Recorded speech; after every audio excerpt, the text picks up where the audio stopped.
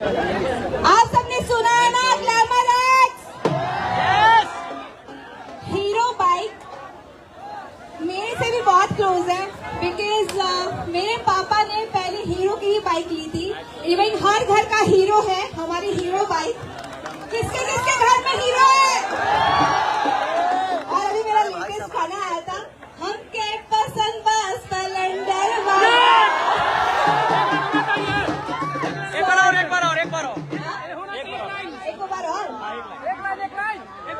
गाना मैं आप लोग के बजा दूंगी। लिरिक्स मुझे याद करना पड़ेगा, बस मुझे स्प्लेंडर याद है। हमके पसंद बस स्प्लेंडर वाला के लौटे वाला लड़का ना चाहिए।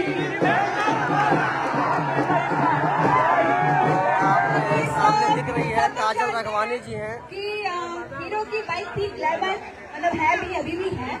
तो भारत में, पूरे भारत में 80 लाख से भी ज्यादा बेची गई है। और आज हीरो का ही ग्लैमर का एक न्यू वर्जन आया है, ग्लैमर एक्स, और उसके फीचर्स बहुत अच्छे हैं। और खुरम सर आपको बहुत डिटेल में बता सकते हैं उसके फीचर्स क्या क्या है। बट ये बाइक बहुत प्यारी है और मैंने देखा, मैंने दिखाया गया एंड ऑब्वियसली मुझे बहुत पसंद आई। तो मैं चाहूंगी कि आप लोग